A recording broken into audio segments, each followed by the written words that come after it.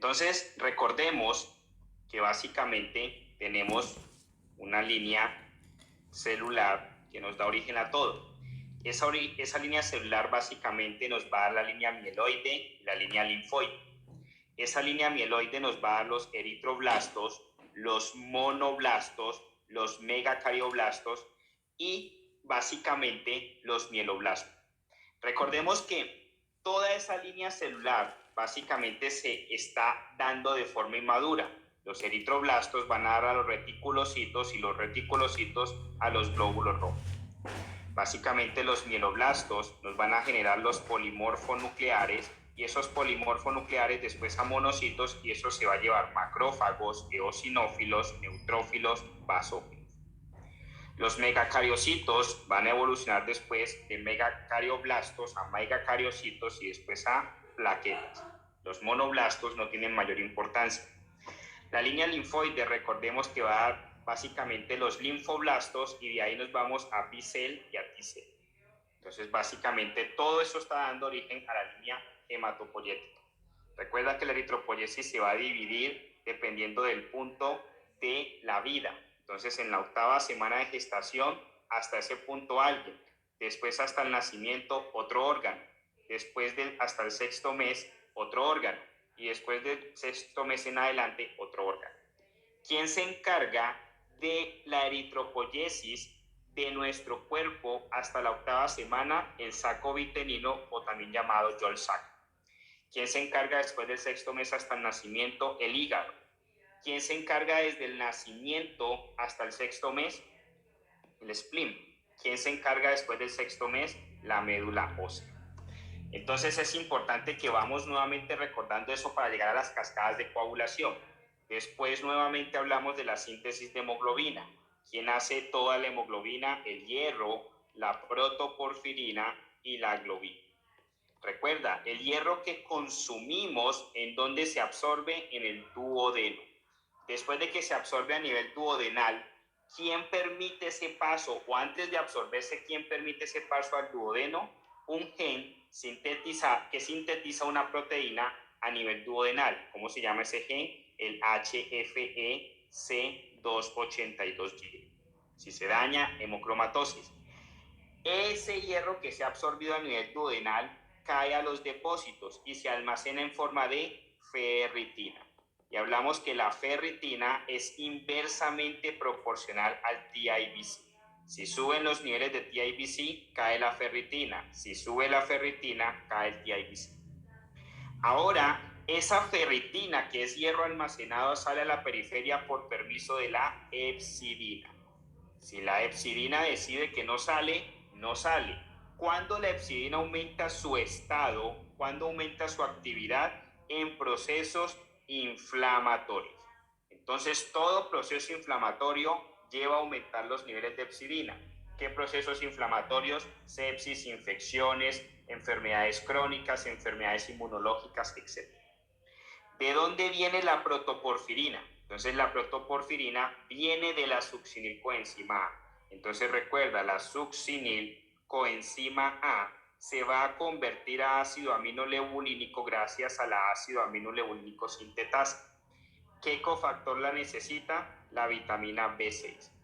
La ácido aminoleucínico se convierte a porfirina B gracias a la ácido aminoleucínico deshidrogenasa. Y posteriormente, después de muchos procesos, llega a protoporfirina.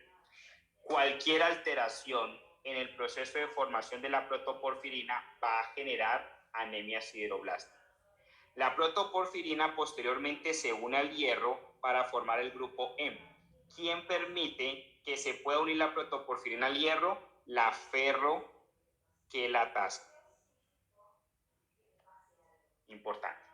Ahora se ha hecho ese grupo M, que es la formación o la unión de hierro con protoporfirina, y se une a la globina y eso da como resultado la hemoglobina. ¿De dónde viene la globina? Viene de la síntesis de proteínas. Y dijimos que es importante tener en cuenta que hay 2 cadenas alfa y 2 cadenas beta formando la globina. que cuando se daña la cadena alfa, alfa-talasemia, cuando se daña la cadena beta, beta-talasemia. ¿Qué cromosoma sintetiza para la cadena alfa? Entonces sintetiza el cromosoma 16. ¿Qué cromosoma sintetiza para la cadena beta? El cromosoma 11.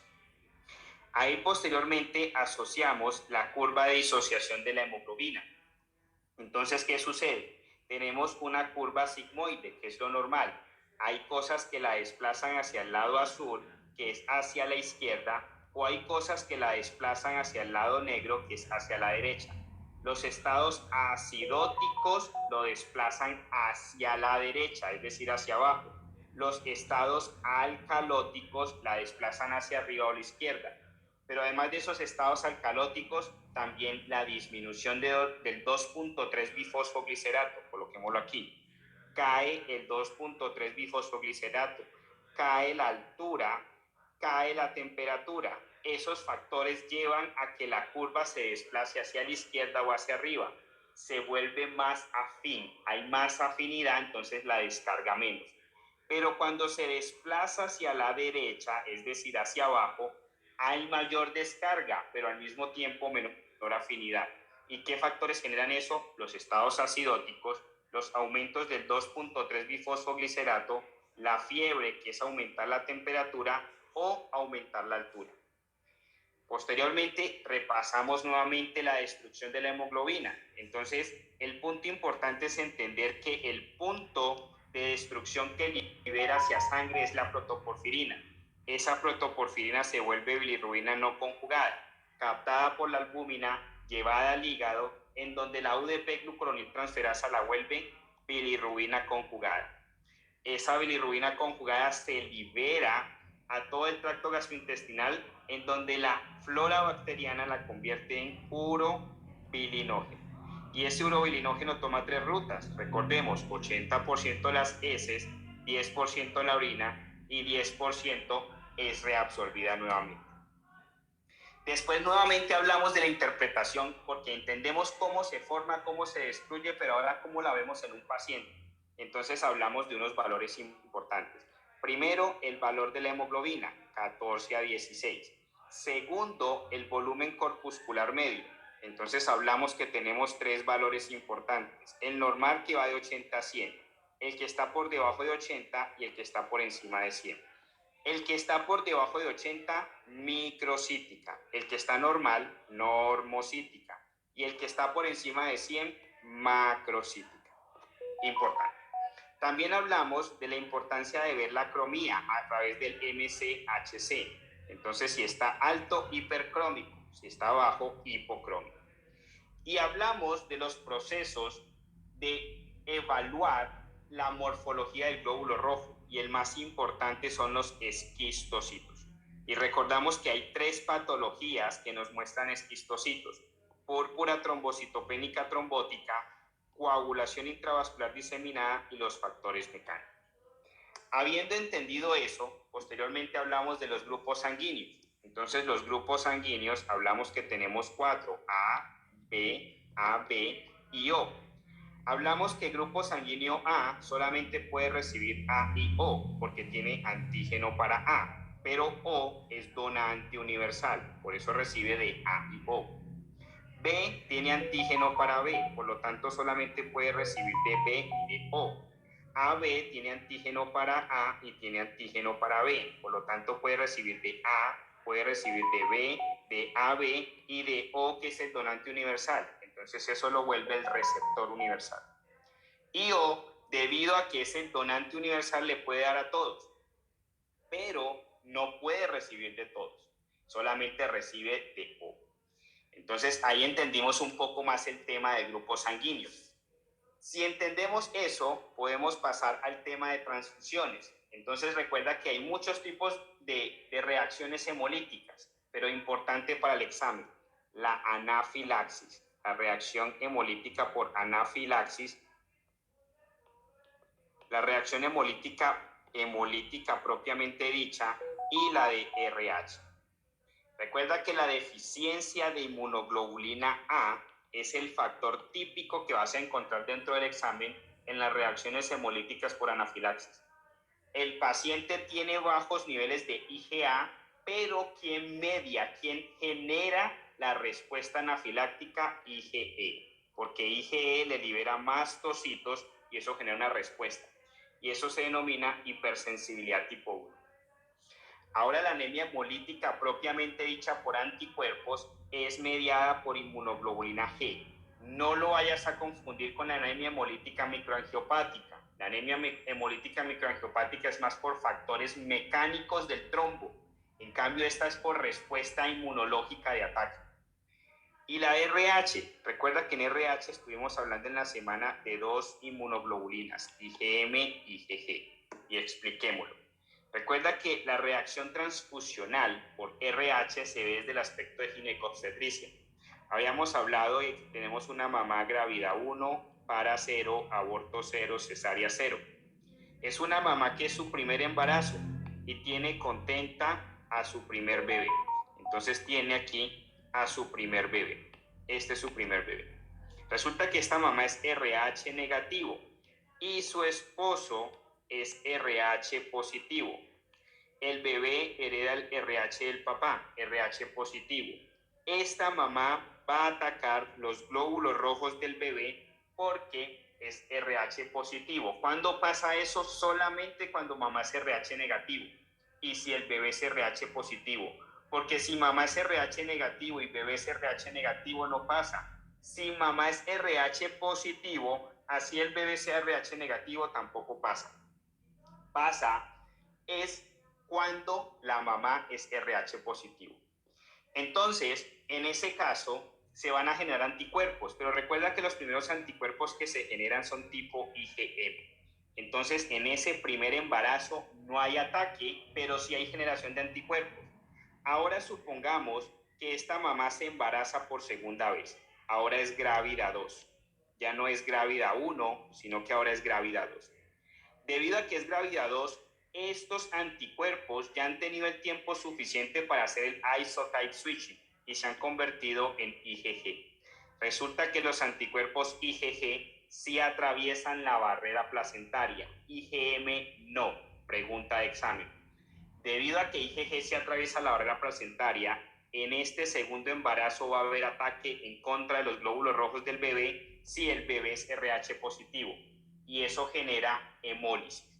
Entonces hemos entendido el origen hematopoyético, la formación de la hemoglobina, la destrucción fisiológica de la hemoglobina, los grupos sanguíneos y ahora qué pasa cuando transfundimos algo que puede generar hemólisis.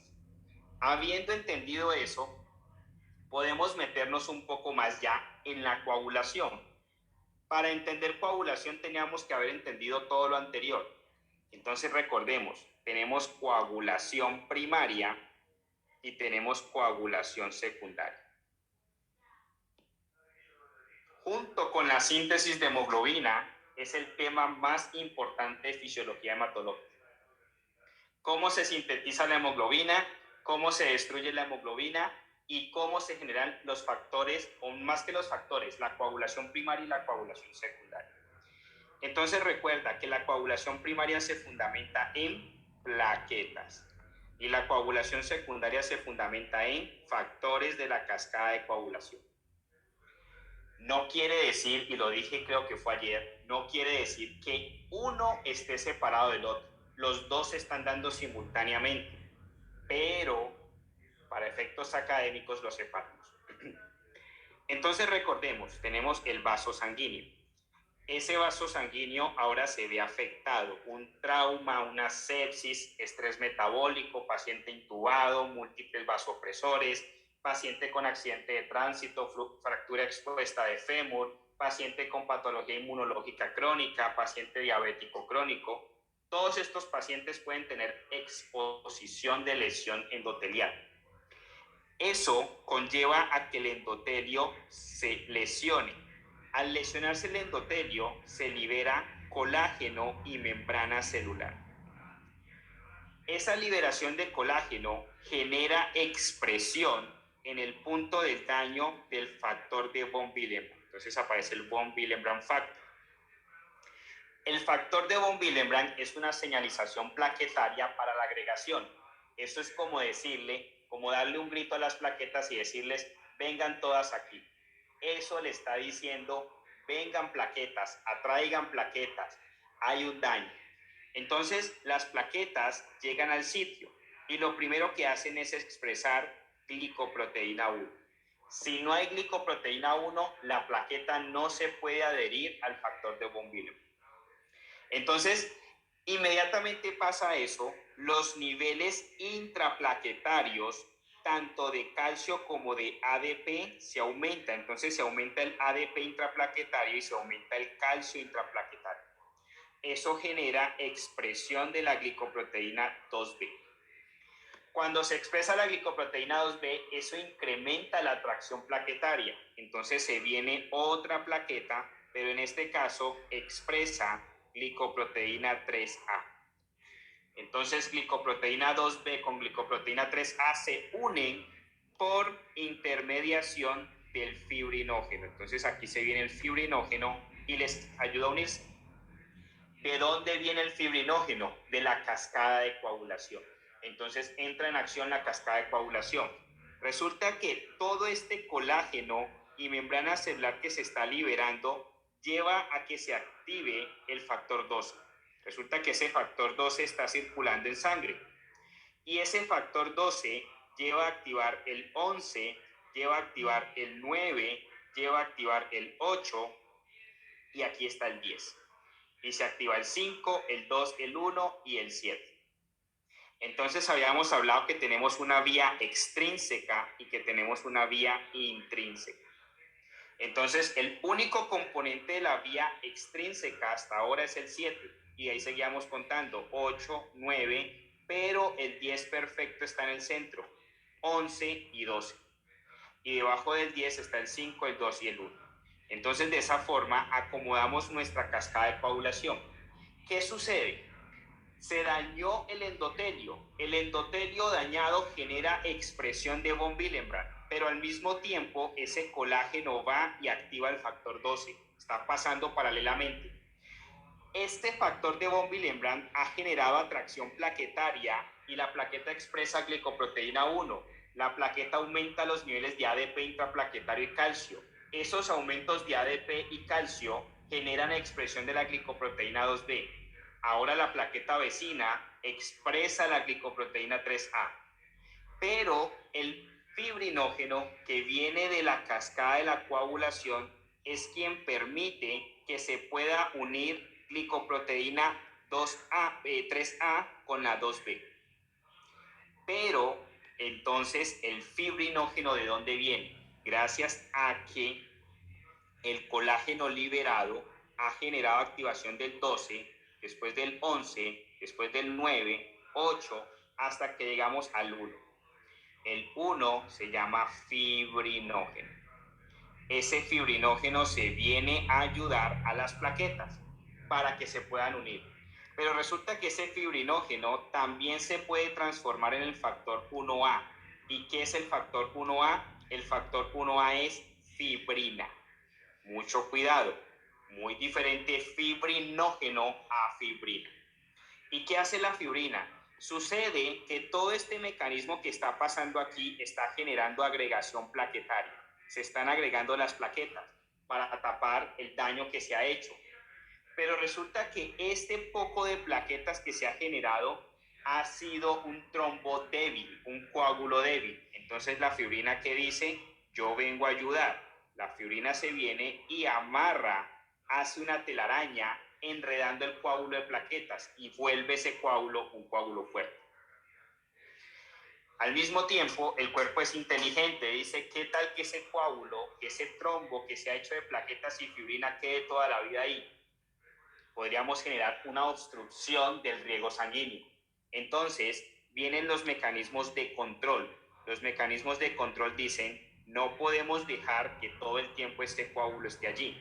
Entonces se activa el plasminógeno, viene el plasminógeno y se convierte en plasmina. Y esa plasmina viene y revienta ese coágulo y lo quita. Al quitarlo, básicamente todo el mecanismo de agregación plaquetaria permite nuevamente permeabilidad del vaso sanguíneo. ¿Y quién permite de que se convierta el plasminógeno hacia plasmina? La TPA. Entonces, todo este mecanismo es necesario entenderlo por fisiología, por farmacología y por patología.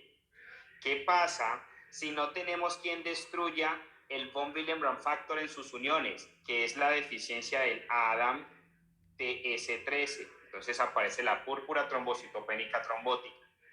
¿Qué pasa si tenemos deficiencia del factor de von Willebrand? Pues no aparece todo el tema de agregación plaquetaria. ¿Qué pasa si tenemos deficiencia en la glicoproteína 1? Entonces, si hay deficiencia en la glicoproteína 1, básicamente nos aparece una patología que es Bernard-Soulier. ¿Qué pasa si tenemos deficiencia en la glicoproteína 2B? Nos aparece otra patología que es la trombastemia de Glasman.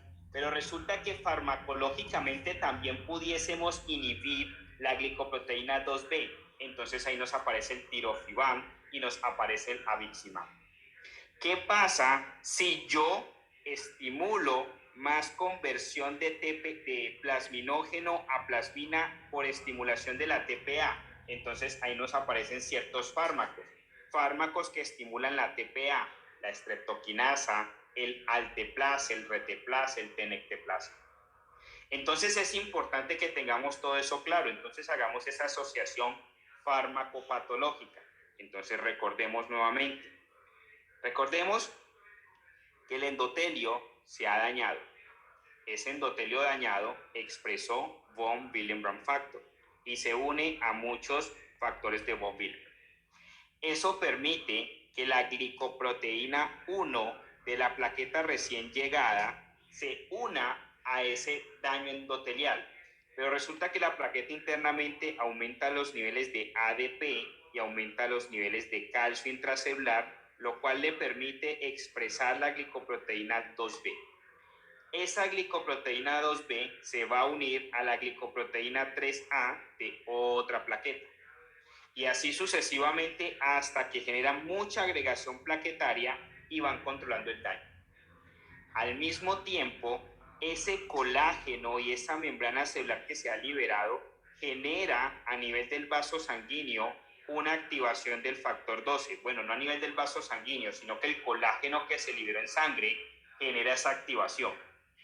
Se activa el factor 12, se activa el factor 11, se activa el factor 9, se activa el factor 8, se activa el factor 10, se activa el factor 5, 2 y 1 y se activó el factor 7. Eso que lleva a liberación de fibrinógeno. ¿Qué hace ese fibrinógeno? Viene aquí a ayudar en la unión de la glicoproteína 2B y 3A. Ese fibrinógeno también se transforma a 1A, que es fibrina. ¿Qué hace esa fibrina? Viene a apoyar al coágulo débil y lo vuelve fuerte. Pero sucede que esa membrana celular que se ha liberado también puede generar la formación de ácido araquidónico. ¿Quién estimula esa formación de ácido araquidónico? La fosfolipasa A2.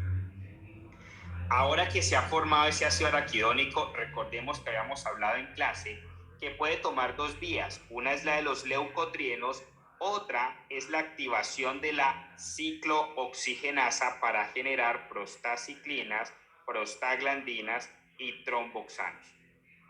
Si se activa la vía de los leucotrienos es porque se activó la lipooxigenasa, pero normalmente en los estados de necesidad de coagulación se va a activar la vía de la ciclooxigenasa para generar tromboxanos, porque los tromboxanos aumentan vasoconstricción y aumentan agregación plaquetaria.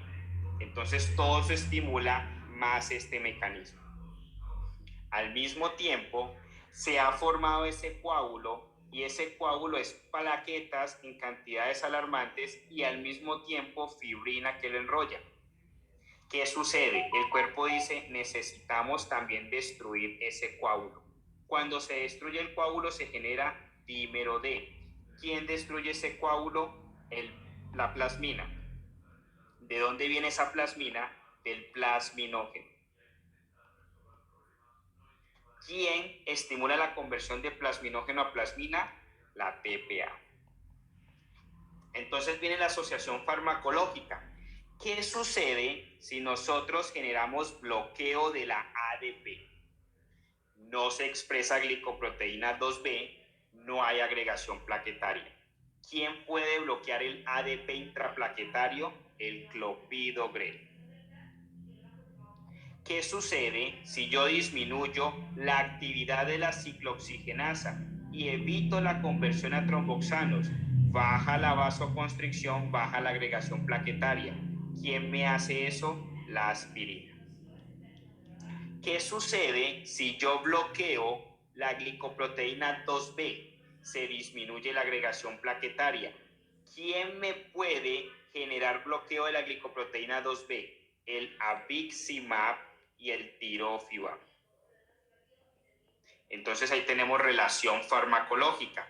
Ahora, ¿qué sucede si yo bloqueara la fosfolipasa A2? Se disminuye la conversión de ácido araquidónico y se disminuyen los dos mecanismos inflamatorios. ¿Quién me hace eso? Los esteroides. Importante. Entonces tenemos esteroides, abiximab, tirofibam, tenemos la aspirina, como puntos importantes el clopidogrel. Ahora, resulta que si sacáramos este pedacito, que es la vía común, tenemos dos características importantes. Fármacos que actúan allí y mecanismos procoagulantes y anticoagulantes. Entonces, saquemos ese espacio. Entonces, tenemos el factor 5, el factor 2, el factor 10, el factor 5, el factor 2 y el factor 1. Y aquí vamos a complicar un poquito más el tema. Resulta que el factor 10 se vuelve 10A, el 10A estimula el 5 estimula el 2 se vuelve 2A, el 2A estimula al 1, el 1 se vuelve 1A y el 1A, que es fibrina, va a enrollar el coágulo. El factor 5 también se le da el nombre de factor B de Leiden. El factor 2 se le da el nombre de protrombina y el factor 2A se le da el nombre de trombina. El factor 1 se le da el nombre de fibrinógeno y el factor 1A de fibrina. Sucede que este punto es clave para entender muchas cosas en fisiología, en patología y en farmacología. Todo en nuestro cuerpo tiene mecanismos regulatorios. Como mecanismo regulatorio se debe de generar un punto de control.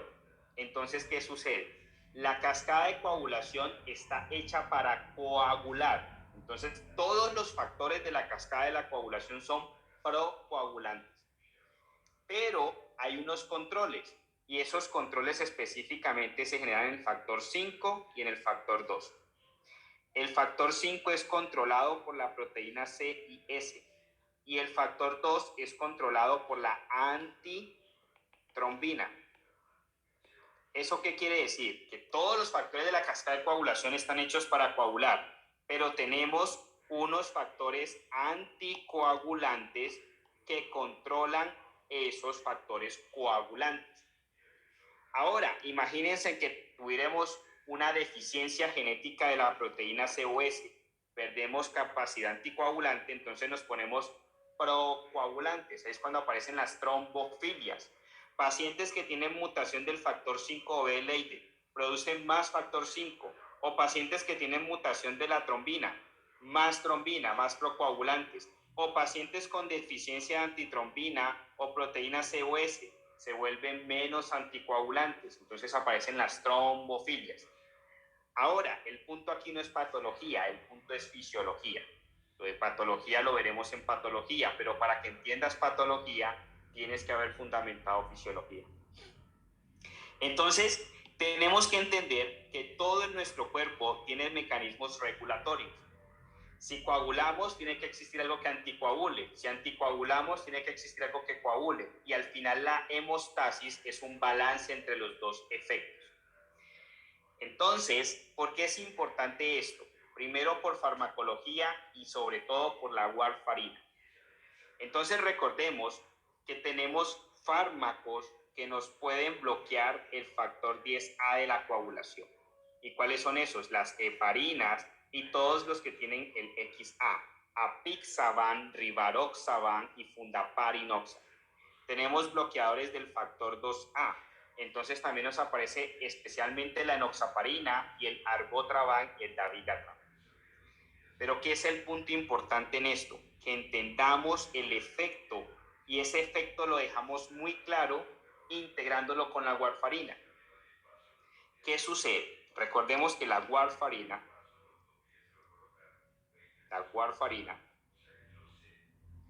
actúa sobre los factores de la cascada de coagulación que dependen de la vitamina K. ¿Y cuáles son esos factores que dependen de la vitamina K? El 10, el 9, el 7, el 2 y mucha atención, proteína C y S. Todos los factores numéricos de la cascada de coagulación, todos son procoagulantes. Es decir, todos están hechos para coagular. Pero resulta que la proteína C y S están hechas para anticoagular. ¿Por qué? Recordemos que son controladores del factor 5. Y si bloquean el factor 5, que es procoagulante, entonces su efecto es anticoagulante.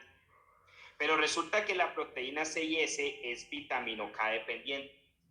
Sucede que cuando tú quieres darle warfarina a un paciente es porque lo quieres anticoagular. El mecanismo de acción de la warfarina lleva a que actúe en este orden. Primero, bloquea la proteína C y S.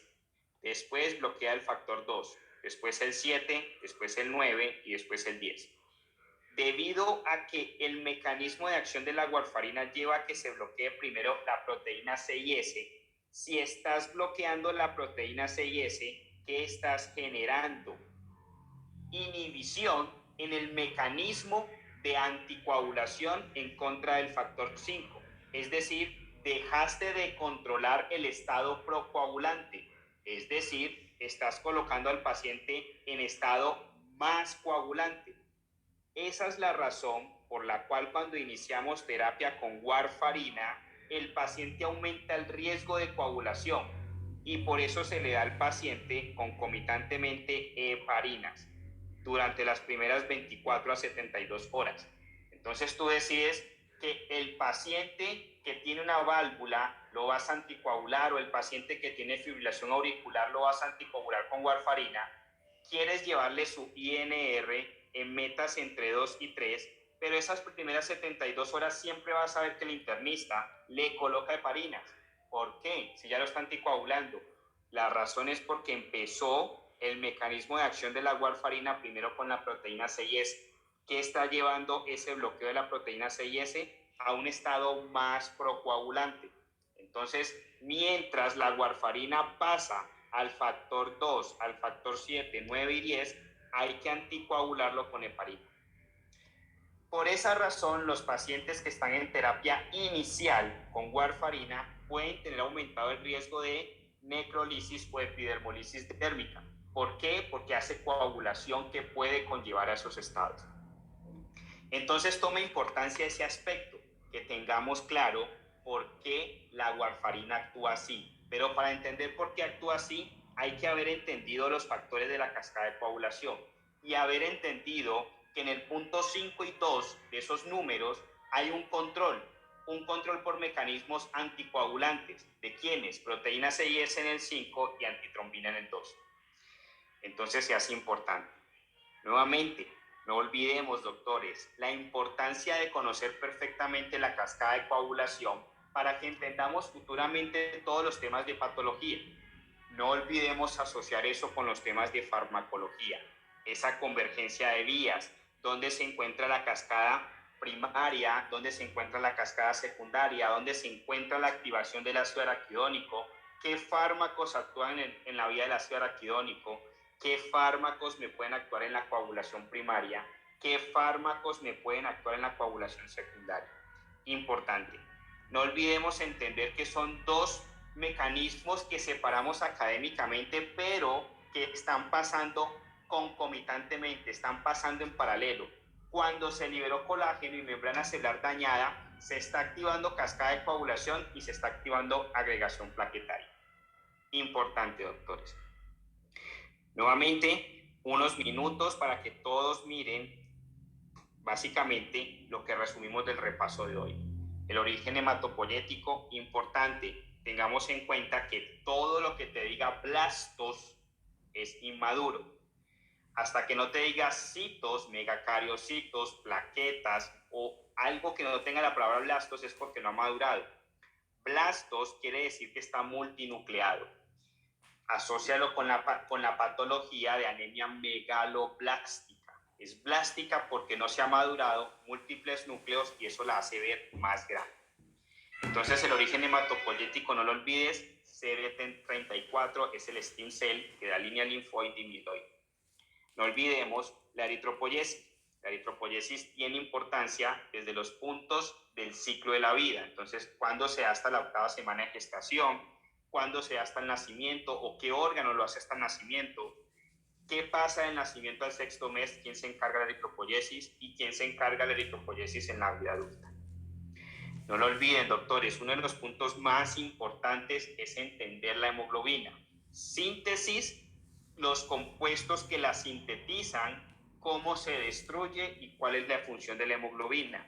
Hierro, protoporfirina y globina. Importante, ¿de dónde viene el hierro? De la nutrición. ¿Cómo se absorbe el hierro? ¿Cómo se almacena el hierro? ¿Cómo se distribuye el hierro?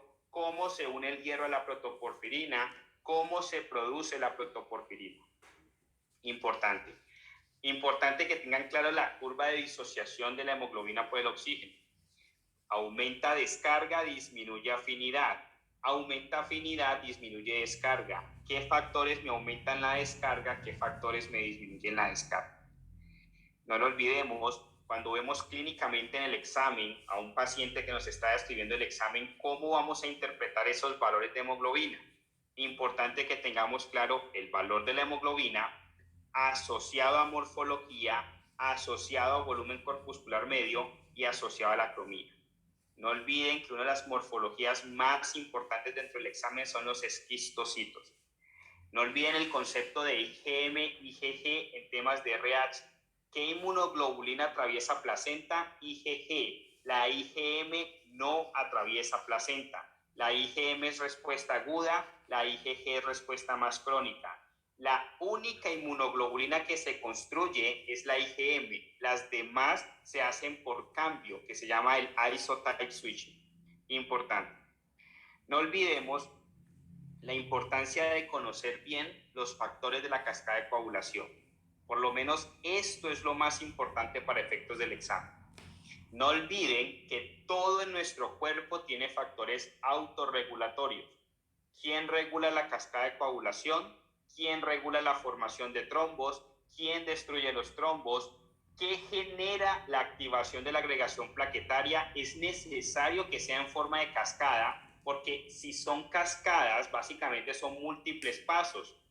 Tienen que funcionar bien todos los pasos para que se dé esa agregación o ese despertar de la cascada de coagulación.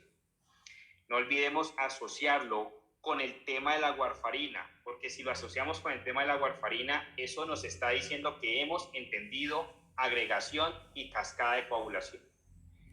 De esta forma, doctores, hemos hablado, hemos repasado lo que aprendimos esta semana sobre fisiología hematológica.